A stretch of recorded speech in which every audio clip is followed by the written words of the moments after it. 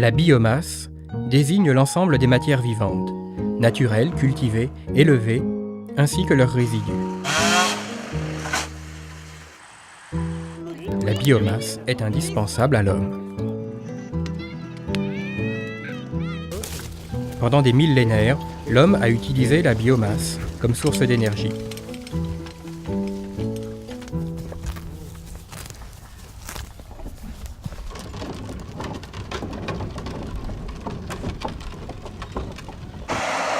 Au XXe siècle, la civilisation du pétrole rend la vie plus facile, mais avec pour contrepartie une dégradation violente de l'environnement.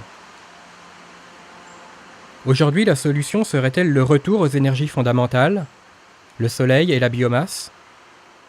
Mais à quel coût? Les technologies récentes permettent de transformer la biomasse en hydrocarbures en quelques heures. Le coût du changement est donc surtout une question de volonté.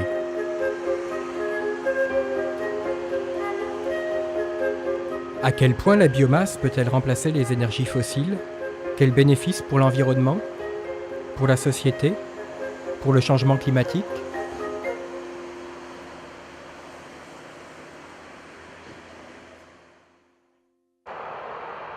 En un an, l'humanité consomme 12 milliards de TEP, des tonnes équivalent pétrole. En un an, l'énergie solaire reçue par la Terre équivaut à 90 000 milliards de TEP. Et l'énergie que stocke la biomasse par sa croissance équivaut à 72 milliards de TEP. Il suffirait de capter une heure de rayonnement solaire ou un sixième de la production annuelle de la biomasse pour assurer les besoins énergétiques de l'homme. Pourtant, les énergies renouvelables ne comptent que pour 13% dans le bouquet énergétique mondial. Il est dominé par les énergies non renouvelables, le pétrole, le charbon, le gaz et le nucléaire. C'est la biomasse qui arrive en tête des énergies renouvelables, devant l'hydroélectricité, l'éolien, la géothermie, le solaire et la marémotricité. La biomasse, qui est au début de la chaîne alimentaire, est aussi au début d'une chaîne énergétique. La photosynthèse est un processus biologique qui permet aux plantes de synthétiser leur propre matière organique à partir du dioxyde de carbone atmosphérique, le CO2, et de l'eau captée dans le sol. La photosynthèse produit principalement des sucres. Par exemple, il faut 6 molécules de CO2 et 6 molécules d'eau pour produire une molécule de glucose. La réaction produit aussi 6 molécules d'oxygène.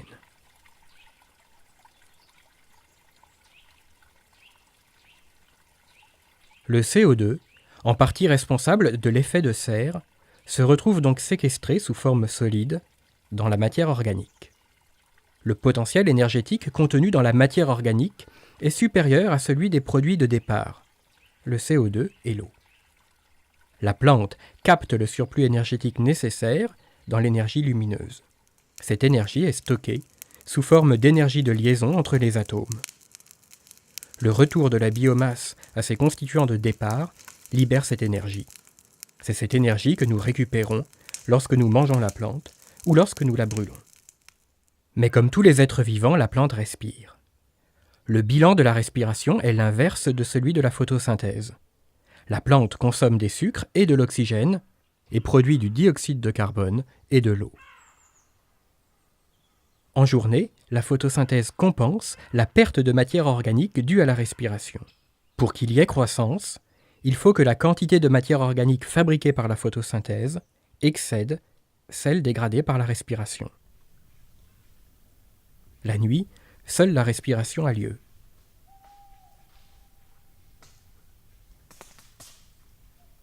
Enfin, la décomposition de la plante en présence d'oxygène obéit au même bilan que celui de la respiration.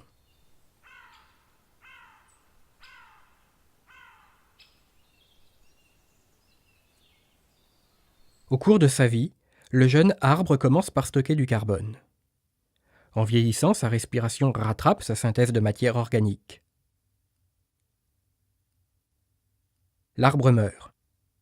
En se décomposant, il libère l'ensemble du carbone qu'il aura stocké. Il est donc puits de carbone, puis source de carbone. Mais sur sa vie entière, le bilan est nul. Il n'a pas stocké de carbone, il n'en a pas produit non plus, pas plus qu'il n'a produit ou stocké d'oxygène. Pour limiter l'effet de serre en séquestrant un maximum de carbone, il existe donc un âge optimum auquel l'arbre devrait être coupé et remplacé par un jeune plant. Si l'arbre est brûlé au lieu de se décomposer, on retrouve le même bilan, mais la réaction est plus rapide. Maintenant, si sa décomposition a lieu en l'absence d'oxygène, par exemple en forêt humide, l'arbre va émettre du méthane. Le méthane est un gaz à effet de serre beaucoup plus puissant que le CO2. Donc sur sa vie entière, l'impact de l'arbre aura été négatif. Il aura produit des gaz à effet de serre. En intervenant dans les systèmes naturels, l'homme peut donc contrôler la réabsorption du CO2 atmosphérique et limiter les émissions de gaz à effet de serre.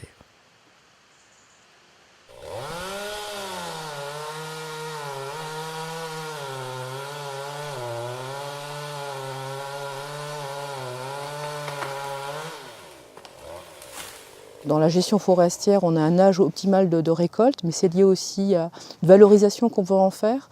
Donc si on veut faire du bois d'œuvre, et à l'époque de Colbert, quand on mettait des belles chênaies en France, on voulait du gros bois, etc. Donc on avait des horizons de coupe qui étaient relativement longs, des siècles. Et maintenant, si on veut faire du sciage, et maintenant les scieries peuvent avoir des diamètres, utiliser des bois plus petits, on peut réduire et moduler également en fonction des usages et des marchés et des techniques.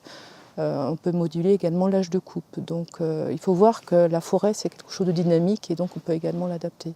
Et idem, si on veut développer l'usage énergétique, eh bien, on peut se dire que ce n'est pas la peine non plus de faire un chêne de 150 ans pour le couper, le brûler. Il vaut mieux effectivement modifier et aller plutôt vers des taillis, mais des taillis qui sont en gestion vraiment dynamique. Pour Elisabeth Lenette, le bois de feu est une ressource traditionnelle en France. Il représenterait 40% de la récolte nationale. Mais il n'est pas pris en compte dans les chiffres officiels, car il est ramassé par les particuliers et il échappe à la comptabilité publique. À l'échelle planétaire, le flux de carbone capté par la biomasse est de l'ordre de 62 milliards de tonnes par an. Ce carbone est circulant, car une grosse partie retourne dans l'atmosphère à cause de la décomposition de la biomasse. La photosynthèse est le moteur de ce cycle du carbone. Autour de ce cycle principal gravitent des cycles au flux moins important. Le carbone atmosphérique est en équilibre avec le carbone dissous dans l'hydrosphère. Une partie de ce carbone dissous sédimente. Par ailleurs, du calcaire sédimentaire est brûlé par les volcans et retourne à l'atmosphère. Enfin, une infime partie de la biomasse prend la voie de la fossilisation.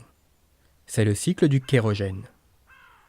Mais il faudra plusieurs millions d'années à cette biomasse pour se transformer en charbon, pétrole et gaz naturel.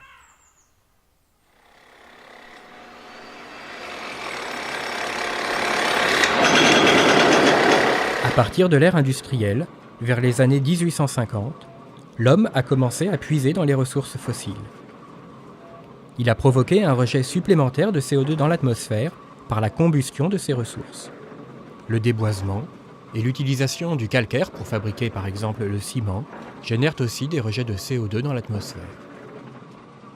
L'homme émet donc une nouvelle source de CO2 qu'on appelle le CO2 anthropique. Ce flux de carbone rejeté dans l'atmosphère provoque un déséquilibre, car il est trop important pour être absorbé par les phénomènes naturels. Ainsi, la concentration en carbone atmosphérique, qui était restée stable depuis des années, augmente depuis la première révolution industrielle. Elle amplifie l'effet de serre.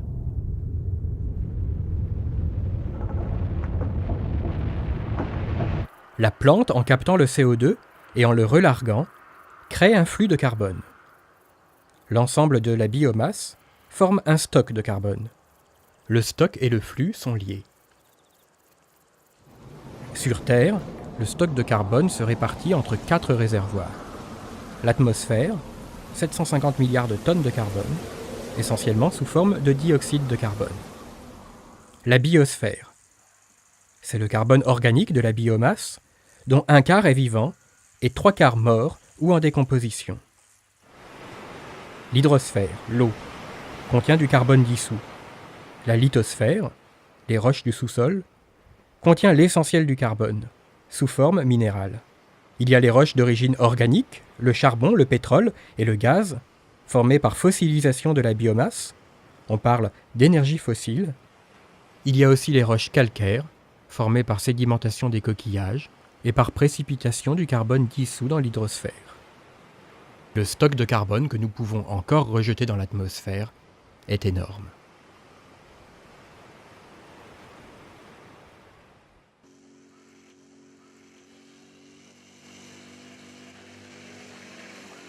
Les hommes ne sont pas égaux par rapport à leur consommation énergétique. Il y a les gros consommateurs. Ils consomment 10 fois plus que les petits consommateurs. Et il y a les consommateurs moyens. Les gros consommateurs pourraient consommer moins, mais ils ne sont pas les plus nombreux. Ce sont les zones où les consommations par personne sont les plus faibles, qui sont les plus peuplées, où l'accroissement de la population est la plus forte, et où l'accroissement de la consommation énergétique est la plus forte. Mais ces consommateurs consomment si peu qu'il est difficile de leur demander de consommer moins.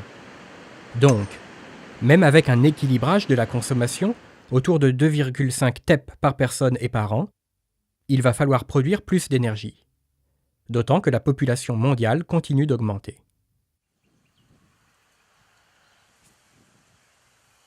Si nous voulons une consommation pérenne, la production d'énergie ne devrait plus faire appel au stock énergétique, mais au flux énergétique. Il ne faudrait plus puiser dans les énergies fossiles, ni déboiser, mais capter l'énergie solaire, éolienne ou le flux de production de biomasse.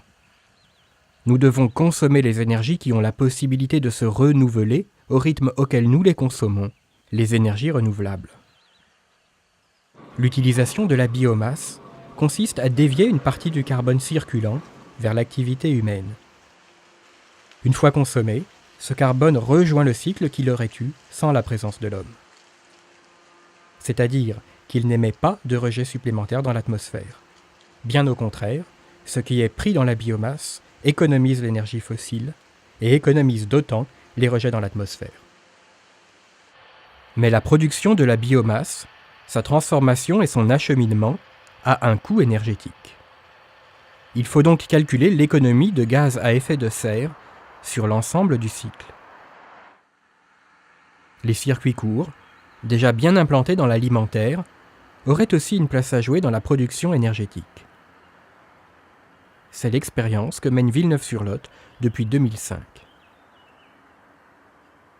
Fuel, gasoil, et ici, pistolet pour l'huile végétale. Au début de l'expérimentation en 2005, on a commencé petit à petit avec les tests, avec les analyses, etc., avec des pourcentages bas. On peut voir ici 10%, on a 30, on a 50, on a 100.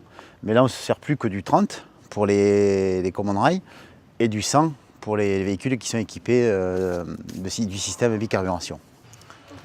Ça, c'est un moteur Renault, donc une belle ordure. Donc on l'a équipé d'un système de bicarburation pour pouvoir l'utiliser à l'huile végétale. On démarre toujours au gasoil. Quand on monte en température satisfaisante, que le moteur est en charge. Donc la bascule électronique active les électrovannes qui basculent et on injecte directement de l'huile végétale pure à 100% dans le moteur. Sur les moteurs, je dirais dernière génération, DCI ou HDI, on peut le prendre comme on veut, avec des systèmes common rail, haute pression d'injection. Donc là, on est au maximum à un taux d'incorporation de 30%, mais directement dans le réservoir. Et donc par contre, là, sans aucune modification technique. On n'a aucun symptôme qui peut nous faire dire qu'on fonctionne à l'huile. On a même été plus loin, on a démonté le moteur, piston, segments, etc. sur l'établi et on a vérifié l'état des segments, l'état des gorges de piston. C'était quelque chose de tout à fait semblable ou équivalent à l'utilisation de gasoil pur. L'huile a déjà permis de parcourir 2 millions de kilomètres. Elle est produite autour de Villeneuve-sur-Lot. La culture en semi-direct économise le labour et l'ajout d'engrais. Vous êtes devant notre installation de trituration de la ferme. Alors on va commencer par le réservoir qui est ici, où on va stocker la graine. Juste en dessous, vous avez la presse de trituration. Alors la graine descend par gravité, elle passe à l'intérieur de la presse et la graine se divise en deux parties. L'huile végétale que l'on voit couler et derrière le tourteau. Alors ici, c'est une première pression à froid. La graine n'a pas été chauffée, c'est une première pression à froid. Alors le tourteau, lui, c'est de l'alimentation animale, destiné que pour les animaux. L'huile végétale, on peut en faire deux choses, de l'alimentaire ou du combustible. Sur un hectare de tournesol, on va parler de tournesol, on fait à peu près 30 quintaux. Et avec à l'hectare. Donc à l'hectare, on peut arriver à faire avec 3 tonnes, on fait 1000 litres d'huile. 3 kilos pour un litre d'huile. 1 litre d'huile et 2 kilos de tourteau, évidemment, pour l'alimentation animale. Oui, alors grâce à ce tourteau, à l'intérieur, il n'est pas sec, il reste encore de 11 à 15% de matière grasse. Et cette protéine-là permet aux animaux d'avoir un poil beaucoup plus luisant. Ils sont de bonne humeur. Enfin bon, ça veut dire que c'est de l'alimentaire qui n'est pas pris aux humains quand même.